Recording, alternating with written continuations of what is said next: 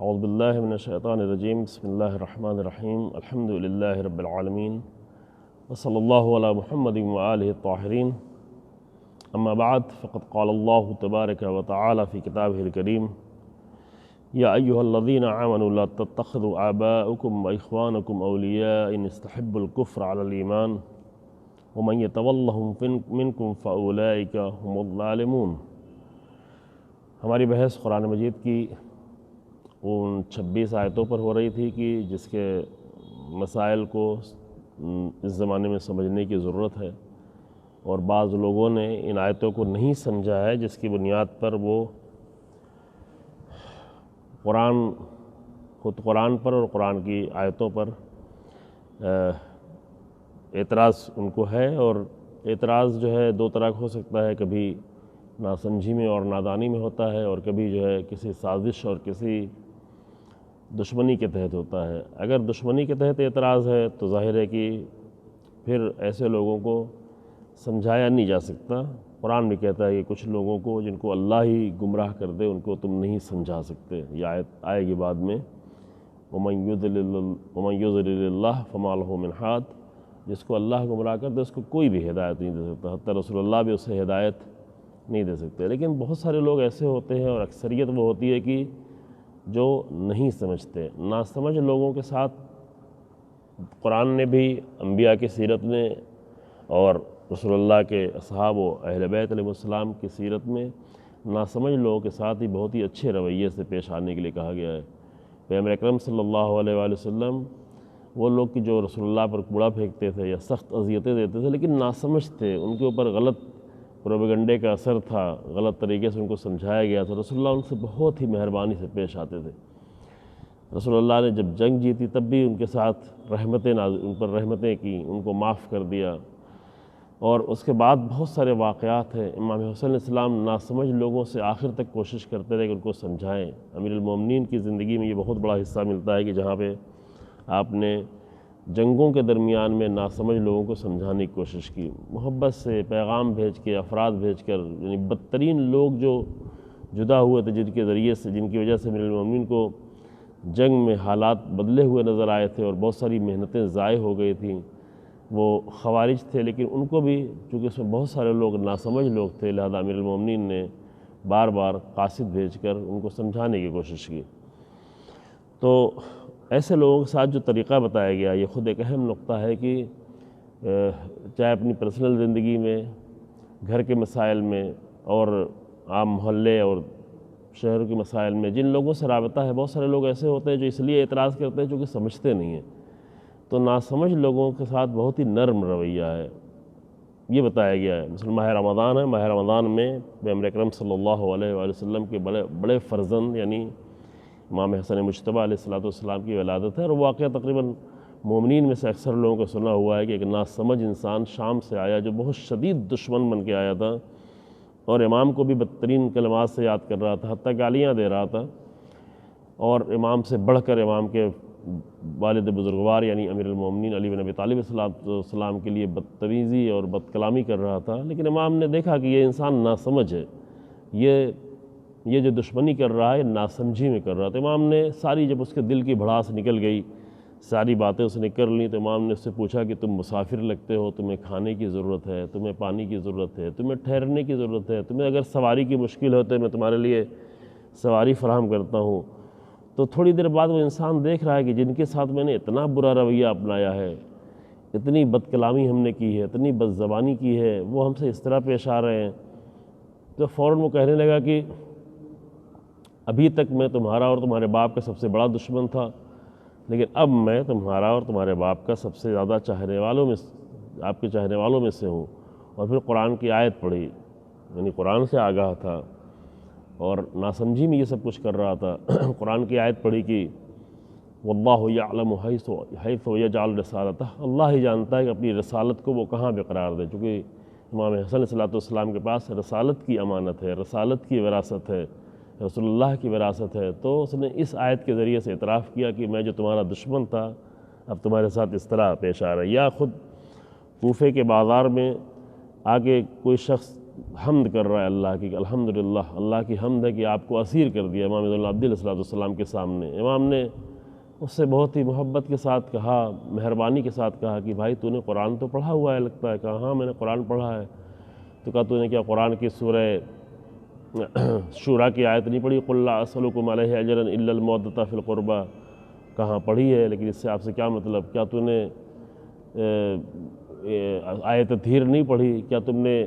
وآت ذی القربى حقہ یہ آیت نہیں پڑھی؟ چند آیتوں کا حوالہ دیا۔ کہا میں نے یہ ساری آیتیں پڑھی ہیں، لیکن اس سے آپ سے کیا مطلب؟ کہا کہ یہ آیتیں میرے ہی لیے نازل ہوئی ہیں، ہم ہی قربا ہیں، ہم ہی رسول اللہ کے اہل بیت ہیں، ہم ہی جو اس طرح اسیر کر کے لائے گئے رسول اللہ کے اہل بیت ہیں۔ تو امام دیکھ رہے تھے یہ ناسمجھ انسان ہے، نادانی میں ایسی باتیں کر رہا ہے۔ یہاں بھی قرآن کے سلسلے میں بہت سارے لوگ واقعاً نادان ہیں، نہیں سمجھتے، اپنے درمیان میں بھی ہیں اور دوسرے مذاہب میں بھی ہیں کہ جو نادانی میں ایسی باتیں کرتے ہیں۔ ان کے لیے اچھا تھا کہ ان قرآن کی آیتوں کی وضاحت کی جائے، اور اسی بہانے بہت سارے لوگوں کے ذہن میں سوال بھی تھا، پوچھ بھی رہے تھے وہ 26 آیتیں کون سی ہیں، ان میں کیا مطلب بیان کیا گیا ہے۔ تو اس بہانے سے خود ماہ رمضان ایک اہم موقع ہوتا ہے کہ انسان قرآن کو سمجھے، اور خاص کر اس سال ہم ان آیتوں کو سمجھنے کی کوشش کرتے ہیں کہ جس کو بہت سارے لوگوں نے نہیں سمجھا، نہ ہم نے صحیح طرح سے سمجھا، اور ہم نے خود نہیں سمجھا تو دوسروں کو بھی نہیں سمجھا پائے، تو ان کو سمجھنے کی کوشش کرتے ہیں۔ یہ سورہ بقرہ کی، ابھی کل بھی سورہ بقرہ کی آیت پڑھ رہے تھے، آیتوں کی ترتیب میں تھوڑا فرق ہے، چونکہ آیتیں جو ایک دوسرے سے مربوط ہو رہی ہیں اسے ہم پڑھ رہے ہیں۔ سورہ بقرہ کی آیت نمبر 23 ہے کہ جس میں ارشاد ہوتا ہے یا ایھا الذین آمنوا، مومنوں کو خطاب کر کے۔ یہ بار بار عرض کیا گیا ہے کہ مومنوں کو قرآن میں متعدد جگہوں پر خطاب کیا گیا، ڈائریکٹ مومنوں سے کہا جا رہا ہے، اور یہ بہت اچھا ہے کہ ماہ رمضان میں مومنین جو ہے ان آیتوں کو زیادہ سمجھیں کہ جہاں پر ڈائریکٹ کہا جا رہا ہے یا ایھا الذین آمنوا، یہ نہیں کہا گیا اے رسول اللہ مومنوں سے کہہ دیں، بلکہ اے مومنوں۔ اور یہ ہم جملہ دہراتے بھی رہتے ہیں کہ یہ نہیں کہ 1400 سال پہلے کہا گیا یا 1450 سال پہلے یہ بات کہی گئی، بلکہ اگر آج ابھی کہا جا رہا ہے یا ایھا الذین آمنوا، مثلا ابھی ہم قرآن پڑھ رہے ہیں یا ایھا الذین آمنوا، جس کا مطلب یہ ہے کہ گویا ابھی اللہ ہم سے خطاب کر رہا ہے، ابھی اللہ جو ہے، اگر ہم مومن ہیں، اگر ایمان کا کچھ حصہ بھی ہمارے پاس ہے، ایمان کے کسی بھی درجے پر ہیں، تو گویا اللہ ابھی ہم سے خطاب کر رہا ہے، اسی لمحے خطاب کر رہا ہے کہ اے مومنوں میں تم سے کچھ کہنا چاہتا ہوں، اے مومن میں تجھ سے کچھ کہنا چاہتا ہوں، خود جو پڑھنے والا ہو اس کو۔ یہاں پہ قرآن کہتا ہے یا ایھا الذین آمنوا، اے مومنوں، لا تتخذوا آباءکم و اخوانکم اولیاء ان استحبوا الکفر علی الایمان۔ اور یہ بہت ہی اہم نقطہ ہے، بعض لوگ جو نہیں سمجھے اور اعتراض کیا ہے، اس سے بہت ہی اہم معیار سمجھ میں آ سکتا ہے کہ اسلام کے نزدیک اور قرآن کے نزدیک معیار رشتہ داریاں نہیں ہیں، معیار باپ ہونا، بھائی ہونا نہیں ہے، اسلام کے نزدیک معیار حق ہے۔ اگر حق ہے تو قبول ہے، اگر حق ہے تو محترم ہے، حق نہیں ہے تو وہ اپنا باپ ہی کیوں نہ ہو، بھائی ہی کیوں نہ ہو، لیکن اسے پھر اپنا سرپرست نہیں بنایا جا سکتا، اس کی باتوں کو قبول نہیں کیا جا سکتا۔ کل کے پروگرام میں عرض کیا گیا تھا کہ باپ اگر ہے تو وہاں پر احترام کرنا ہے، چاہے باپ کوئی بھی ہو، چاہے باپ اچھا ہو، برا ہو، کافر ہو، مشرک ہو، منافق ہو، خیر ہو، شر ہو، کوئی بھی ہے، اس کی بے احترامی نہیں کرنا ہے۔ قرآن کہتا ہے کہ حتیٰ اف بھی نہیں کہہ سکتے، یعنی کبھی کبھی کیا ہوتا ہے بڑھاپے میں، ظاہر ہے کہ بیٹے کی، چھوٹے بچوں کی حرکتوں سے نہیں باپ ناراض ہوتے ہیں، جب بچے بڑے ہو جاتے ہیں تو ان کی حرکتیں ایسی ہوتی ہیں کہ ماں باپ کو سخت ہوتا ہے، گراں گزرتا ہے۔ اب جب بچے بڑے ہو جاتے ہیں تو حتماً ماں باپ جو بوڑھے ہو چکے ہوتے ہیں، اور بڑھاپے کی عمر وہ ہوتی ہے کہ اکثر لوگ، ان کے اندر مزاج میں چڑچڑاپن آ جاتا ہے، مزاج میں تندی آ جاتی ہے، خاص کر آج کل کے حالات ایسے ہیں، مسائل لوگوں کے ایسے ہیں کہ یہ چڑچڑاپن جو ہے زیادہ بڑھ جاتا ہے۔ تو یہاں پہ قرآن کہتا ہے وَلَا تَقُلْ لَهُمَا أُفٍّ، ان کو اف بھی نہ کہو، یعنی یہ نہیں کہ اگر وہ سخت سے سخت بات بھی تمہیں کہہ دیں تو تم یہ بھی نہ کہو اف یہ کیا کر رہے ہیں۔ بولنا تو دور کی بات ہے، جھڑکنا تو دور کی بات ہے، سخت کلام استعمال کرنا دور کی بات ہے، ان سے بحث و مباحثہ کرنا یہ تو بہت ہی دور کی بات ہے، خدا نخواستہ ان سے لڑنا جھگڑنا یہ تو سوچا ہی نہیں جا سکتا۔ قرآن کہتا ہے کہ نہیں، تمہیں یہ بھی نہ ہو کہ ان کی باتیں سن کے تم دوسری طرف منہ کر کے کہو اف اف، یا اظہار ناراحتی، ذرا بھی اظہار ناراحتی نہ کرو۔ یہ ممکن ہے، بوڑھے ہو چکے ہیں، ممکن ہے جنریشن گیپ ہونے کی وجہ سے ابھی آج کے زمانے میں مثلا جنریشن گیپ بہت زیادہ ہو جاتا ہے، بھائیوں کے درمیان میں فرق ہو جاتا ہے، ماں باپ اور بچوں کے درمیان میں بہت فرق ہو سکتا ہے۔ ممکن ہے آپ جوانوں کی باتیں باپ لوگ نہ سمجھ پا رہے ہوں اور نہ سمجھنے کی بنیاد پر برا کہہ رہے ہو، اگر آپ کی بات اچھی بھی ہو، کبھی کبھی تو بری ہوتی ہے، مثلا ابھی پھر سے دوبارہ لاک ڈاؤن کے حالات بن رہے ہیں، اس زمانے میں جوانوں کے ہاتھ میں موبائل رہا ہے اور موبائل سے ان کی دوستی بہت زیادہ بڑھ گئی ہے۔ اب ان کی اس حالت کو دیکھ کے اگر باپ کو کچھ ناراضگی ہوتی ہے، کچھ سخت جملہ استعمال کرتا ہے، ماں کو برا لگتا ہے، ماں کو تکلیف ہوتی ہے، ماں باپ کو یہ منظر دیکھ کر تکلیف ہوتی ہے کہ بچوں کے ذہن پہ برا اثر پڑ رہا ہے، آنکھوں پہ برا اثر پڑ رہا ہے، صحت پہ برا اثر پڑ رہا ہے، سائیکالوجی پہ برا اثر پڑ رہا ہے، اور بچے نہیں سمجھتے، کبھی کبھی نوجوان اور جوان بھی نہیں سمجھتے۔ اگر وہ کچھ کہتے ہیں تو یہ تو برا ہے، اس پہ اگر وہ کہتے ہیں تو اور قبول کرنا چاہیے، لیکن حتیٰ وہ آپ کی اچھی بات پہ بھی کچھ کہہ رہے ہوں تب بھی آپ اف نہیں کہیں۔ مثلا آپ علم دین حاصل کرنا چاہتے ہیں لیکن آپ کے ماں باپ آپ سے راضی نہیں، کچھ کہہ رہے ہیں تو آپ ان کو برا نہ کہیں، آپ ان سے سختی سے پیش نہ آئیں، آپ ان کو اف نہیں کریں کہ دیکھو یہ بات میری نہیں سمجھتے، نہیں، ان کا احترام کریں۔ لیکن یہ بہت خوبصورت نقطہ ہے کہ ان کا احترام لازمی طور پہ کریں، چاہے وہ جیسے بھی ہوں، چاہے وہ جو بھی ہوں، لیکن اگر وہ باطل پر ہیں تو ان کی بات کو قبول نہیں کریں۔ یہ بہت باریک ہے اور بہت ہی حسین اسلام کا نقطہ۔ اتنا ہی نہیں بلکہ قرآن ہی کہتا ہے کہ اگر تمہیں گواہی دینی ہو اور تمہارے ماں باپ حق پہ نہ ہوں تو تم اپنے باپ کے خلاف گواہی دو، چونکہ اسلام کے نزدیک معیار خاندان نہیں ہے، معیار ماں باپ نہیں ہے، معیار حق ہے۔ قیامت میں بھی معیار حق ہوگا۔ جو لوگ اسی دنیا کو سب کچھ سمجھتے ہیں، خوب ان کے لیے کوئی اتنا اہم مسئلہ نہیں ہے، جس طرح درختوں کی طرح سے، حیوانوں کی طرح سے، جانوروں کی طرح سے، پرندوں کی طرح سے وہ بھی زندگی جی رہے ہیں، کھا رہے ہیں، پی رہے ہیں، ختم ہو جا رہے ہیں۔ اور قرآن بھی کہتا ہے بعض لوگ جو ہے ان کی لاجک یہ ہے کہ وہ کہتے ہیں ما ہی الا حیاتنا الدنیا، ہمارے لیے یہی دنیا ہے، اس کے سوا اور کچھ نہیں ہے، تو ان کی بات نہیں۔ لیکن جو ایک اور دنیا سمجھتے ہیں، جانتے ہیں اللہ جس پالنے والے نے، خلق کرنے والے نے ہم کو اتنی صلاحیتوں کے ساتھ پیدا کیا، ذہن و شعور و عقل دے کر پیدا کیا، وہ صرف اسی دنیا میں چر کے اور کھا پی کے ختم ہو جانے کے لیے نہیں ہے، تو وہ جانتے ہیں کہ آخرت ہے، اس کے بعد ایک دنیا ہے، دنیا نہیں ہے، ایک دوسرا عالم ہے۔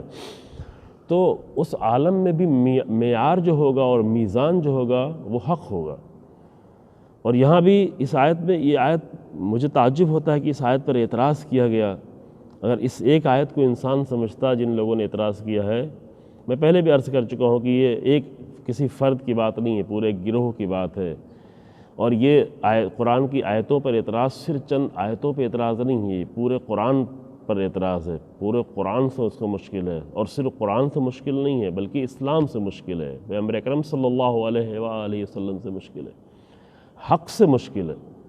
جو باطل طاقتوں کو، جو باطل کا غلبہ چاہتے ہیں، باطل کی حکومت چاہتے ہیں، تو ان کو حق سے بہرحال مشکل ہوگی، حق بہرحال ان کے مقابل میں آئے گا۔ ہم لوگ ابھی حق پر بہت کمزور ہیں، ہم کچھ خاص مقابل میں نہیں آ پا رہے، پھر بھی ڈرے ہوئے ہیں۔ اگر واقعاً مقابل میں آ رہے ہوتے تو شاید یہ ڈر کہیں اور زیادہ ہوتا، اور اگر واقعاً مقابل میں آ رہے ہوتے تو شاید حق کو قبول بھی کر چکے ہوتے اور ڈرنے کی گنجائش پھر نہ رہ جاتی شاید۔ اور بہرحال زمانے کی تبدیلی کے ساتھ ساتھ، لیکن اس آیت کے ذریعے سے بہت ہی خوبصورت نقطہ سمجھا جا سکتا ہے، اور وہ یہ ہے کہ قرآن کہتا ہے کہ دیکھو تمہارے باپ، تمہارے بھائی، لا تتخذوا آباءکم و اخوانکم اولیاء، اپنے باپ کو اور اپنے بھائی کو اپنا دوست نہیں سمجھو، ان کے ساتھ جو صلہ رحم ہے وہ کرو، رشتہ داری کا حق ادا کرو، ان کے ساتھ جو بھلائی کر سکتے ہو بھلائی کرو، لیکن ان کو اپنا سرپرست نہیں بنا سکتے، ان کو اپنا محبوب اس معنی میں نہیں بنا سکتے کہ ان کی باتیں بھی قبول کرنا شروع کر دیں۔ اب میرے ماں باپ ہیں، کیونکہ اکثر لوگ حق سے اس لیے رک گئے ہیں کہ انہوں نے اپنے پوروج کو، یہاں جو کلمہ استعمال کیا جاتا ہے ہمارے ہندوستان میں، پوروج کو، اپنے خاندان کو، قرآن میں جو ہے آبا کا لفظ ہے، یعنی اپنے باپ دادا کو، اپنے آبا و اجداد، یعنی جنہوں نے اپنے باپ دادا کو معیار سمجھا ہوا ہے۔ یہ صرف آج کی بات نہیں ہے،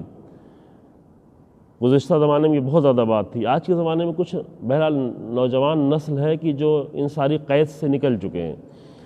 ان زنجیروں کو انہوں نے توڑ دیا ہے، اور یہ بہت ہی اچھا ہے کہ باطل زنجیروں کو جو آ کر ہمیں باندھے ہوئے ہیں کہ یہ ہمارے پوروج کرتے رہے، یہ ہمارے خاندان کے لوگ کرتے رہے، یہ فلاں کرتے رہے، یہ ہماری رسم ہے، اگر باطل ہے تو باطل ہے۔ اگر ہمارے ماں باپ بھی کرتے رہے، غلط کرتے رہے تو غلط کرتے رہے۔ ماں باپ کا احترام ہے، لیکن ان کی غلطیوں کا احترام نہیں ہے، ان کے غلط سوچ اور ان کی غلط رسموں کا احترام نہیں ہے۔ لہذا اگر وہ کفر کو ایمان پر ترجیح دیتے ہیں، پریفر کرتے ہیں، تو قرآن کہتا ہے پھر ان ماں باپ کے لیے تم اپنے دل میں پھر اولیاء والی جگہ نہ رکھو، ولایت والی جگہ نہ رکھو۔ ماں باپ کا رشتہ رکھو، احترام بھی کرو، لیکن ان کو اپنا سرپرست نہ بناؤ، ان کی باتوں کو قبول نہ کرو۔ وَمَن يَتَوَلَّهُم مِّنكُمْ، اور جو بھی ان کو اپنا یہ خصوصی رشتہ قرار دے گا، فَأُولَئِكَ هُمُ الظَّالِمُونَ، تو وہ ظالم ہے۔ بہت ہی باریک ہے یہ، یعنی ماں باپ کے اوپر اگر کوئی ظلم کرتا ہے تو وہ بھی ظالم ہے، ماں باپ کی بے احترامی کرتا ہے تو وہ بھی ظالم ہے، لیکن ماں باپ کی غلط بات کو قبول کرتا ہے تو وہ بھی ظالم ہے۔ ان دو چیزوں کے درمیان میں رہنا ہے، اور یہاں سے معیار سمجھ میں آتا ہے۔ اسلام نے آ کر بہت ساری باطل اصولوں کو توڑا جو ابھی تک لوگ نہیں توڑ پا رہے ہیں۔ مثلا پہلے زمانے میں عربوں کا یہ دستور تھا کہ ہمیں اپنے بھائی کی مدد کرنا ہے، چاہے وہ حق پر ہو چاہے باطل پر ہو، چاہے وہ ظالم ہو چاہے مظلوم۔ بھائی سے مراد یعنی اپنے قبیلے کی، اپنے خاندان کی، اپنے قبیلے کی مدد کرنا، چاہے وہ ظالم ہو چاہے مظلوم۔ اسلام نے آگے اس قانون کو توڑا، کہا تمہیں مظلوموں کی مدد کرنا ہے، مظلوموں کی مدد کرنا ہے، چاہے وہ تمہارے مخالف ہی کیوں نہ ہو، ظالموں کے مقابلے میں کھڑے ہونا ہے، چاہے وہ تمہارے اپنے ہی کیوں نہ ہو۔ اس کے نمونے بھی تاریخ میں بہت زیادہ ہیں، اشارہ بھی ہوا ہے، بعد میں اور بھی اس کی وضاحت بھی کی جائے گی شاید جنگوں کے درمیان میں یا انہی درمیان میں، کہ اسلام نے آ کر یہ اصول توڑا، اور پیغمبر اکرم صلی اللہ علیہ وآلہ وسلم کے اصحاب نے یہ عملی طور پہ اس کا نمونہ پیش کیا ہے، بہت سارے اصحاب نے۔ ٹھیک ہے، بہت سارے لوگ کمزور تھے، پورے طریقے سے ایمان نہیں لائے تھے، ان کے اندر کمزوریاں تھیں، لیکن جو مضبوط تھے وہ رسول اللہ کے ساتھ جب ہجرت کر کے گئے تو انہوں نے حق کو دیکھا، ہجرت کیا، اپنے رشتہ داروں کو نہیں دیکھا، اپنے خاندان کو نہیں دیکھا۔ کوئی اپنے باپ کو چھوڑ کے آ گیا، کوئی اپنی ماں کو چھوڑ کے آ گیا، کوئی اپنے بھائی بہنوں کو چھوڑ کے آ گیا، حتیٰ کوئی اپنے بچوں کو چھوڑ کے آ گیا۔ اس کی پرواہ نہیں تھی، حق کی پرواہ تھی، اور یہ بہت ہی اہم ہے کہ انسان کے نزدیک سب سے برتر چیز وہ حق ہو، اور حق کسی ایک مذہب کا نہیں ہے، حق سب کے لیے، حق کسی دھرم میں محدود نہیں ہے۔ جو انسان جتنا زیادہ حق کے سامنے تسلیم ہو، قرآن کی بہت ہی خوبصورت آیت ہے، ابھی اس کی ہم بحث نہیں کر پائیں گے، لیکن ایک ترجمہ کر کے پھر آگے بڑھتے ہیں، اور اس پر بہت گفتگو کی ہمارے بزرگوں نے، کہ قرآن کہتا ہے کہ یوم لا ینفع مال ولا بنون، قیامت کے دن ہوگا آخری، اس دنیا سے گزرنے کے بعد جب فیصلہ ہوگا انسانوں کا کہ جہنم میں جانا ہے، جنت میں جانا ہے، نرک میں جانا ہے یا سورگ میں جانا ہے، یہ کلمات جو یہاں استعمال کرتے کہاں جانا ہے، تو قرآن کہتا ہے یوم لا ینفع مال ولا بنون، نہ مال کچھ فائدہ پہنچانے والا ہے، نہ تمہاری اولاد، یعنی نہ آبا نہ اولاد، نہ ماں باپ نہ پوروج، نہ بچے نہ نسلیں۔ اولاد کا ذکر اس لیے کہ انسان بہت سارے کام کرتا ہے اپنے بچوں کے لیے، بہت ساری غلطیاں، بہت ساری خطائیں، رشوتیں لیتا ہے، ظلم کرتا ہے، تباہی مچاتا ہے، فساد پھیلاتا ہے، کیا اپنے بچوں کے لیے، اپنے بچوں کے لیے سب کچھ چھوڑ کے جائے، جبکہ بچے اس میں تباہ ہو رہے ہوتے ہیں۔ تو قرآن کہتا ہے کہ نہ اس دن نہ مال فائدہ پہنچائے گا، نہ تمہاری اولاد و بنون، بیٹے تمہارے فائدہ پہنچائیں گے، بلکہ صرف کام کیا آئے گا، الا من اتی اللہ بقلب سلیم، صرف ایک چیز کام آئے گی، کون سا انسان اللہ کی بارگاہ میں حاضر ہو رہا ہے، کس قلب کے ساتھ، سالم قلب کے ساتھ، سلم کے قلب کے ساتھ، اسی سے اسلام بنا ہوا ہے،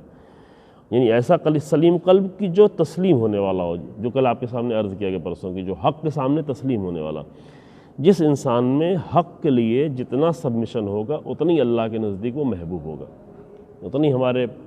خالق اور ہمارے پروردگار کے نزدیک وہ محبوب ہوگا، کہ کتنا تسلیم ہو رہا ہے، حق کو کس قدر وہ قبول کر رہا ہے۔ وہاں پہ یہ رشتے یہاں بھی جو اس آیت میں کہا گیا ہے، یہ سورہ بقرہ کی 23 نمبر آیت جو اس میں شامل ہے پیٹیشن میں، اس میں یہ بات تھوڑا کو لوگوں کو گراں گزرتی ہے کہ کفر، اگر چونکہ کفر کی میں تھوڑا سا وضاحت کر چکا ہوں کہ کفر بعد میں شاید اور بھی فرصت ہو تو اور کریں، کہ کفر کے لفظ سے بعض لوگوں کو بڑا مسئلہ ہوتا ہے۔ خوب کفر کا لفظ قرآن میں اکثر جگہوں پر ایسے لوگوں کے لیے استعمال ہوا ہے کہ حتیٰ وہ مسلمان کو بھی شامل ہے بہت ساری جگہوں پر، اور جیسے کہ پہلے وضاحت کی یعنی جو بھی حق سے انکار کرے وہ کفر ہے، کافر ہے قرآن کی نگاہ میں۔ تو اگر ایک حق سامنے آئے، صحیح بات سامنے آئے، کسی کے ذریعے سے آئے، ابھی آج مثلا سوشل میڈیا کے ذریعے سے آئے، اپنے مطالعے کے ذریعے سے آئے، کسی پڑوسی کے ذریعے سے آئے، کالج یونیورسٹی میں کسی دوست کے ذریعے سے آئے، بہت بڑی تعداد میں یورپ، امریکہ اور بعض دیگر ملکوں میں ہیں کہ جو آ کر کالجز میں، یونیورسٹیز میں ایک دوسرے سے ملتے ہیں اور اپنے دین کو تبدیل کر دیتے ہیں، چونکہ ان کے ذہن کھلے ہوئے ہیں۔ ہمارے یہاں ذہنوں کو باندھ دیا گیا ہے۔ ہمارے ملک کی مشکل یہ ہے کہ حتیٰ 21ویں صدی میں لوگوں کے ذہن جو ہے وہ اپنی انہی زنجیروں میں مضبوطی سے بدھے ہوئے، اس سے نکلنا نہیں چاہتے۔ ایسے دین کے نام پہ اور دھرم کے نام پر ایسے گھٹیا اور پست کام کرتے ہیں، سب میں ہم کسی ایک مذہب کی بات، ہم مسلمانوں میں بھی، ہم شیعہ ہیں، شیعوں میں بھی آ کر ایسے کوئی بھی کام جہالت کا کیا جائے گا، کوئی بھی کام بے عقلی کا کیا جائے گا تو وہ دین کا کام نہیں ہو سکتا۔ کوئی بھی کام ایسا ہو جس سے خود کو یا قوم کو یا لوگوں کو نقصان پہنچ رہا ہے، وہ کبھی بھی دین کا کام نہیں ہو سکتا۔ لیکن دھرم کے نام پر اتنی جہالت اور اتنی حماقت کے کام کیے جاتے ہیں۔ کیوں کیے جاتے ہیں؟ اس لیے کہ لوگوں کو زنجیروں میں باندھ کے رکھا گیا کہ اس سے نکلنا نہیں۔ قرآن کی آیت ہے کہ اصل انبیاء آئے اسی لیے تاکہ ان زنجیروں کو توڑ کے آزاد کریں انسانوں کو، یضعنہم اسرہم، تاکہ لوگوں کی زنجیروں کو توڑ کے گرا دیں، آزاد کر دیں، انسان آزادی سے سوچے۔ جوان، آپ کو شاید پتہ ہے یا نہیں کہ پیغمبر اکرم صلی اللہ علیہ وسلم کے اوپر ایمان لانے والے اکثر لوگ جوان تھے، جوان ایمان لاتے تھے، چونکہ وہ زنجیروں کو توڑنا ان کے لیے آسان ہوتا ہے۔ بوڑھے لوگ پھر زنجیریں نہیں توڑ پاتے، جن کی زنجیریں پرانی ہو جاتی ہیں، لوہے کی زنجیر پرانی ہوتی، کمزور ہو جاتی ہے، لیکن یہ غلط رسموں کی زنجیریں جتنی پرانی ہوتی جاتی اتنی مضبوط ہوتی جاتی ہے، یہ الٹا ہوتا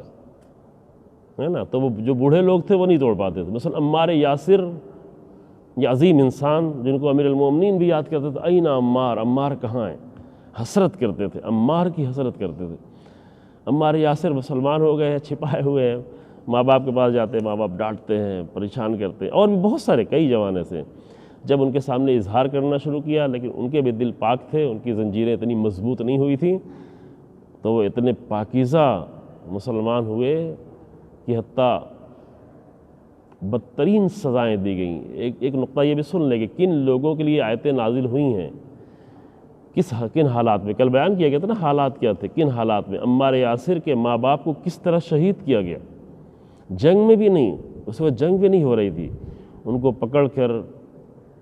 ان کے ہاتھوں میں اور پیروں میں اونٹ باندھ کر اونٹ کو کھینچ دیا گیا، تیزی سے اونٹ کو کھینچ دیا گیا، ہاتھ پیر اکھڑ گئے، جدا ہو گئے۔ اور یہ پہلے شہید اور پہلے شہیدہ تھیں جو جنگ میں بھی نہیں شہید ہوئے تھے، صرف اس بات پر کہ رسول اللہ نے ان کو نجات کا راستہ دکھایا تو کیوں قبول کر لیا۔ ایسے حالات میں یہ آیتیں نازل ہو رہی ہیں، ایسے ظالم قسم کے لوگوں کے لیے یہ آیتیں نازل، اور جہاں بھی یہ آیتیں، پھر آپ کی آیتیں محفوظ کیوں ہیں قرآن میں، اس زمانے کے لیے اس زمانے میں ختم ہو گئے نہ، یہ آیتیں محفوظ ہونا ضروری، یعنی جس دور میں اس طرح کے ظالم لوگ پیدا ہوں گے جو بے گناہوں پہ ظلم کریں، وہاں یہ آیتیں کام آئیں گی۔ یہ آیتیں پڑھیں، یہ آیتیں انسان سمجھتا رہے، کسی بھی زمانے میں، کسی بھی زمین پر، کسی بھی ملک میں، کسی بھی جگہ پر اگر کچھ ظالم قسم کے لوگ آ کر مظلومے میں ظلم کرنا شروع کریں تو وہاں پر ان آیتوں کی ضرورت ہمیں ہے، شدید ضرورت ہے۔ اس لیے بار بار یہ جملہ کہنا پڑتا ہے کہ اسی لیے ظالموں کو ان آیتوں سے بڑی بے چینی ہے، بڑی پریشانی ہے، وہ نہیں چاہتے یہ آیتیں رہ جائیں۔ اس کے بعد پھر یہ آیت تو اس میں داخل کی گئی، اس کے بعد والی آیت بھی پڑھ لیں، دیکھیں کتنی حسین ہے، اس سے جو ہے اہمیت سمجھ میں آتی ہے۔ قُلْ إِنْ كَانَ آبَاؤُكُمْ وَأَبْنَاؤُكُمْ وَإِخْوَانُكُمْ وَأَزْوَاجُكُمْ وَعَشِيرَتُكُمْ، پھر یہاں پہ پھر سب چیزوں کا نام لیا قرآن نے، وَأَمْوَالٌ اقْتَرَفْتُمُوهَا وَتِجَارَةٌ تَخْشَوْنَ كَسَادَهَا وَمَسَاكِنَ تَرْضَوْنَهَا أَحَبُّ إِلَيْكُمْ مِنَ اللَّهِ وَرَسُولِهِ حب الیکم من اللہ ورسولہ وجہاد فی سبیلہ فتربصوا حتی یاتی اللہ بامرہ واللہ لا یہدی القوم الفاسقین۔ بہت ہی خوبصورت یہ مطلب بیان کر رہا ہے قرآن۔ یہ اصول ہے قرآن کے، کاش کہ کم سے کم آج کے زمانے کے لوگوں نے ان اصولوں کو سمجھا ہوتا۔ لوگ نہیں سمجھ پائے، مسلمانوں نے سمجھا ہوتا۔ قرآن کہتا ہے کہ اگر اے رسول آپ کہہ دیں ان کیا نہ، اس کے پہلے والی آیت تھی وہ ڈائریکٹ مسلمانوں کو خطاب کر کے تھی، ڈائریکٹ مومنوں، اے مومنوں دیکھو ایسا نہ ہونے پائے کہ رشتوں کی بنیاد پر تم اپنی زندگی کے اصولوں کو طے کرو۔ دیکھو حق کیا ہے، باطل کیا ہے۔ ماں باپ کو جو ہے، بھائی اور باپ کو بھی اگر تمہیں چھوڑنا پڑے تو چھوڑ سکتے ہو، جو ان کے ساتھ رویہ کرنا ہے اچھے برتاؤ کرنے کے ساتھ، لیکن حق کے لیے تم ان کے ساتھ وہ رشتہ نہیں رکھ سکتے جو پہلے تھا۔ لیکن یہاں پہ کیا کہتا ہے، یہاں پہ آپ رسول اللہ سے کہہ رہے ہیں قل، اے رسول اللہ آپ بتا دیں ان کان آباؤکم، اگر تمہارے آبا و ابناؤکم، اور اگر تمہارے بیٹے، آبا یعنی وہی باپ دادا نسلیں جتنی اوپر کی نسلیں ہیں، ابناؤکم یعنی جتنی نیچے کی نسلیں ہیں، تمہارے یعنی بیٹے پوتے پر پوتے جتنی بھی، تمہارے آبا و اجداد، تمہارے پروج، تمہاری اگلی کی نسل، و اخوانکم تمہارے بھائی جو ہے وہ چاہے خون کے بھائی ہوں یا خاندان کے بھائی ہوں یا قبیلے کے بھائی ہوں، جن کو بھی بھائی سمجھتے ہیں، و ازواجکم اور تمہارے شوہر یا تمہاری بیویاں، مرد ہے تو شوہر، مرد ہے تو بیوی، اور بیوی ہے تو شوہر، و عشیرتکم اور تمہارا قبیلہ، وہ اموال اقترفتموہا اور وہ مال جو تم نے اکٹھا کر رکھا ہے، بڑی محنت کی، چونکہ مال اکٹھا کرنا خوب آسانی سے تو مال نہیں اکٹھا ہوتا، مال اکٹھا کرنے کے لیے انسان بہت زحمتیں کرتا ہے، دن بھر محنت کرتا ہے، وہ جو تم نے بہت ہی محنت کے ساتھ کمائی کی اور مال اکٹھا کیا ہے، وہ تجارت تخشون کسادہا اور وہ تجارت کی جس کے سست پڑ جانے کا خطرہ ہے، کہ مثلا اگر تم اللہ کی راہ میں جہاد کے لیے نکلو گے تو اس سے تجارت ڈھیلی پڑ جائے گی، تجارت کمزور پڑ جائے گی، فاصلہ ہو جائے گا۔ مثلا پیغمبر اکرم صلی اللہ علیہ وآلہ وسلم جب جنگ تبوک میں نکلے ہیں تو مدینے سے جارڈن تک گئے، یعنی عرب کی سرزمین سے جارڈن تک رسول اللہ گئے، تقریباً 1300 کلومیٹر کا سفر طے کیا، گاڑی سے نہیں، فلائٹ سے نہیں، انہیں گھوڑوں کچروں سے۔ بہت سارے لوگوں کے پاس سواریاں نہیں تھیں، لوگ اپنی سواریاں خود لے کے آئے تھے۔ مثلا جناب ابوذر کی سواری اتنی کمزور تھی اس زمانے میں، اونٹ بیچارہ اتنا کمزور تھا کہ راستہ طے کرتے کرتے چلنے کے لائق نہیں رہا، اور ابوذر پیدل، باقی کاروان آگے بڑھ گیا، یہ لوگ پیچھے رہ گئے۔ اب وہاں جا کے لوگ رسول اللہ کو دیکھ کے کہہ رہے ہیں کہ آپ کے خاص صحابی نہیں آئے، چونکہ اس جنگ میں کچھ لوگ پلٹ گئے تھے منافقین، کہ کہاں رسول اللہ ہم کو لے کے جا رہے ہیں۔ تو جو لوگ یہاں پہ تھے، کچھ جو کمزور منافقین تھے وہ تو بالکل پلٹ گئے تھے، جو بیچ کے منافقین تھے وہ کچھ رسول اللہ کے ساتھ آئے تھے اور چاہتے تھے رسول اللہ کے درمیان جو لوگ ان کو بھی کمزور کریں، تو وہ آ کے رسول اللہ کے پاس مسکرا کے بات کر رہے کہ ابوذر نہیں آئے، ابوذر بھی واپس چلے گئے، منافقین تو گئے، ابوذر بھی واپس چلے گئے۔ رسول اللہ کہتے ہیں نہیں، انتظار کرو، ابوذر آئیں گے۔ ابوذر کی مشکل یہ تھی کہ باقی لوگ سواری سے آگے بڑھ گئے، ابوذر کا اونٹ بیچارہ وہ چل نہیں پا رہا تھا، لمبا سفر تھا، 1300 کلومیٹر کا سفر تھا، مدینے سے جارڈن تک کا سفر تھا، تبوک کے میدان تک جانا تھا، پورا عراق سے گزرنا تھا، اور پیاس کی شدت تھی، پانی ختم ہو گیا تھا، 30,000 کا لشکر رسول اللہ لے کے جا رہے تھے، پانی ختم ہو گیا تھا، پیاسے تھے،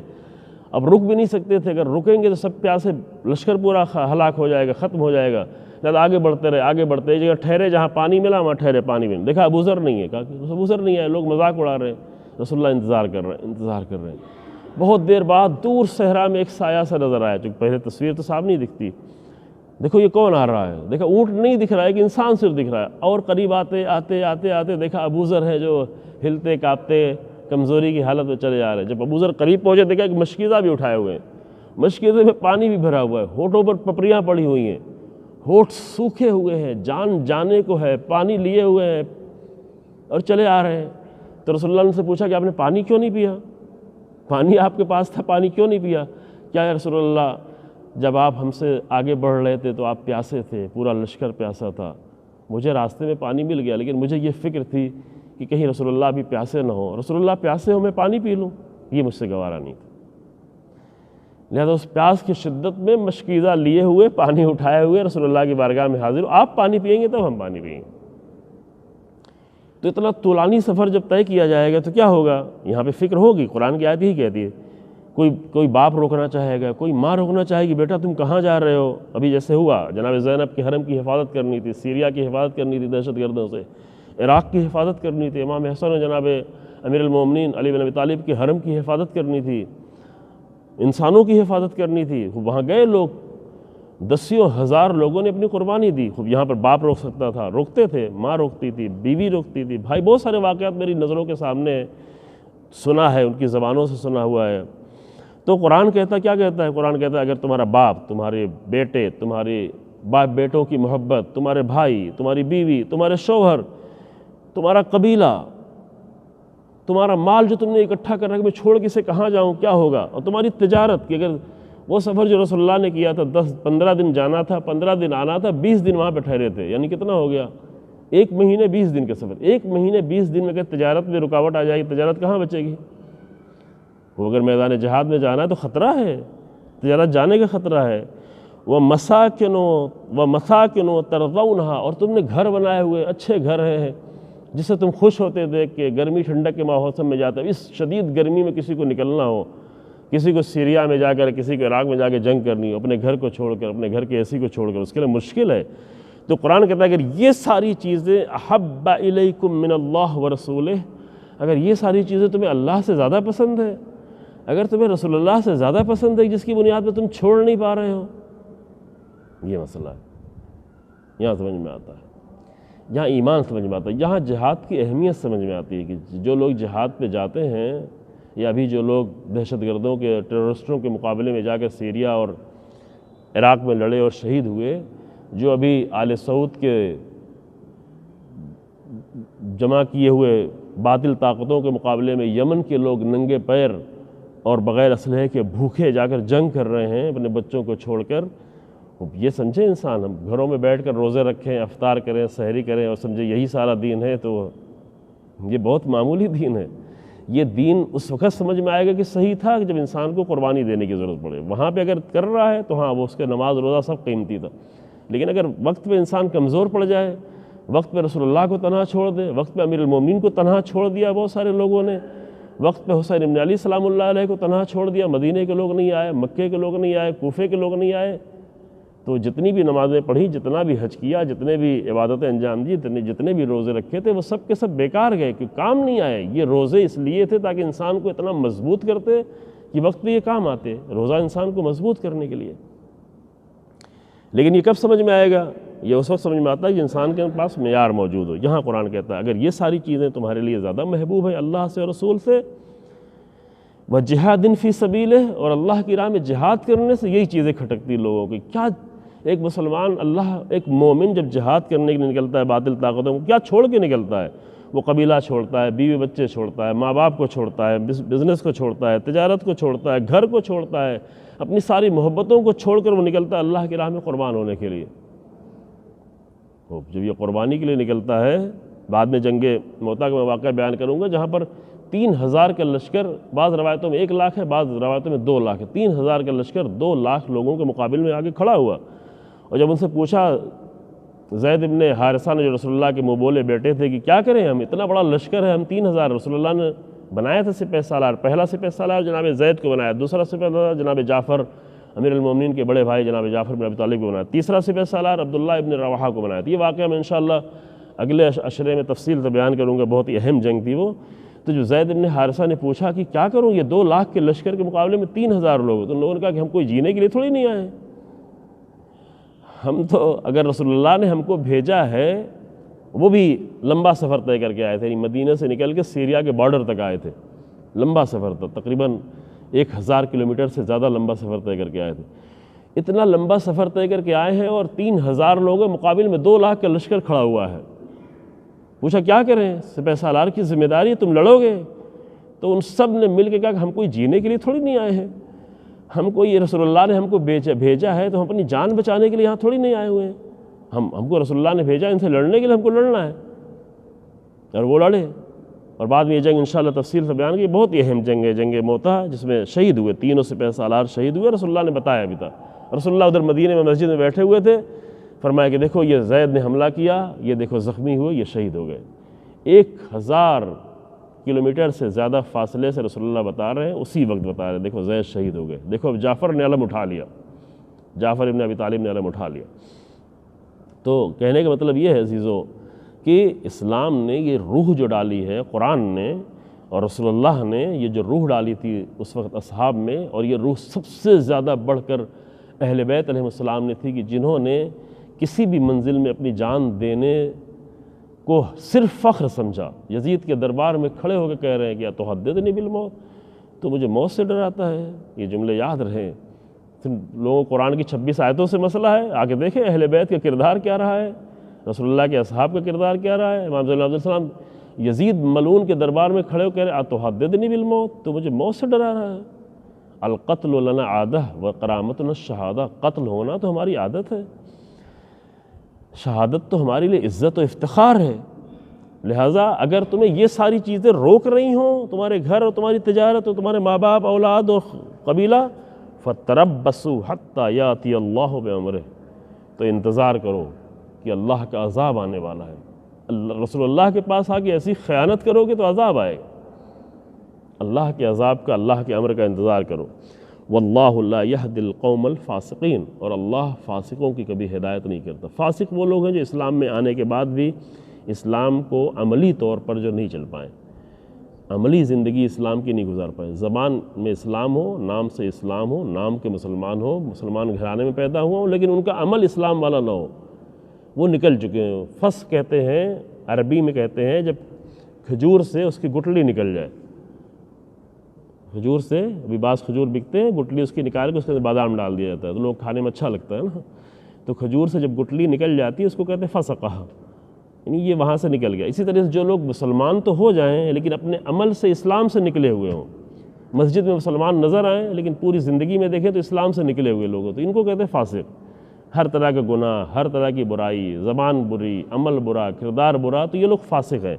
قرآن کہتا ہے کہ یہ لوگ تو مسلمان ہیں جن کی بات ہو رہی، جو رسول اللہ کے ساتھ نہیں آ رہے ہیں، جو خیانت کر رہے ہیں۔ اور صرف یہ تاریخ کی بات نہیں ہے، یہ ان لوگوں کو ان 26 آیتوں سے مشکل یہی ہے کہ آج بھی یہی ہے کہ جو لوگ ترجیح دیتے ہیں وہ تو پیچھے رہ جاتے ہیں، لیکن آج کے زمانے میں لاکھوں کی تعداد میں ہمارے جوان ہیں کہ جنہوں نے نہ ماں باپ کو ترجیح دیا،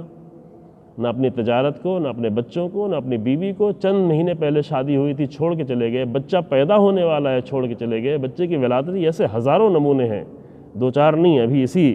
سیریا کی جنگ میں اور عراق کی جنگ میں، کیونکہ انہوں نے کسی کو ترجیح نہیں دیا، صرف اللہ کی راہ میں جہاد کو اور اپنی جان دعا کر کے کہتے تھے، ماں باپ کو فون کر کے میرے ماں باپ دعا کریں کہ مجھے شہادت نصیب۔ میں یہاں سے سرخرو ہو گئے، شہید محسن حججی کے بارے میں بھی پڑھ رہا تھا کتاب، ہر ایک سے دعا کرتے تھے کہ آپ میرے لیے دعا کریں کہ میں اب سرخرو ہو کے کہوں، یعنی میں اس طرح واپس نہیں پلٹوں، میں اپنے جسم پہ اپنا سر لے کے واپس نہیں پلٹوں، میں اپنے سر کی بازی لگا کر پلٹوں، میں اپنے سر کو قربان دے کر کے پلٹوں۔ تو یہ وہ سوچ ہے کہ جس سے باطل طاقتوں کو کمزور کرتی ہے، یہی پریشانی کی بات ان کے لیے۔ لہٰذا انشاءاللہ یہ آیت آپ کے سامنے پیش کی، باقی آیتیں جو ہے وہ آج ایک آیت اور بھی پڑھنی تھی لیکن ابھی وقت نہیں رہ گیا۔ یہ بہت ہی اہم آیتیں جو آپ کے سامنے پیش کی، اس پر یہ سمجھنے کی ضرورت ہے کہ اسلام کی نگاہ میں اللہ کی راہ میں قربانی کی اہمیت کیا ہے۔ ایک تھوڑا سا اشارہ کیا گیا تھا پہلی تقریر میں، اس آیت سے سمجھا جائے کہ کسی بھی چیز کی اہمیت نہیں ہے۔ اور یہاں پر آخر میں ہم تمام کرتے ہیں رسول اللہ کی ایک حدیث سے کہ رسول اللہ صلی اللہ علیہ وسلم فرماتے ہیں کہ فوق کل ذی بر بر حتی یقتل رجل فی سبیل اللہ، ہر نیکی کے اوپر ایک نیکی ہے، ہر نیک انسان کے اوپر ایک نیکی ہے، نیکی ہے، نیکی ہے، کوئی بھی نیکی کرے اس کے اوپر ایک نیکی ہے، لیکن یہاں تک کہ انسان اللہ کی راہ میں شہید ہو جائے، قتل ہو جائے، اور جو اللہ کی راہ میں قتل ہو گیا تو فلیس فوقہ بر، اب اس کے اوپر پھر کوئی نیکی نہیں ہے۔ اللہ کی بارگاہ میں دعا ہے کہ وہ اپنی راہ پر قائم رہنے اور اپنی راہ میں آگے بڑھنے اور اس راہ میں شہادت نصیب فرمائے۔ والحمدللہ رب العالمین، وصلی اللہ علی محمد۔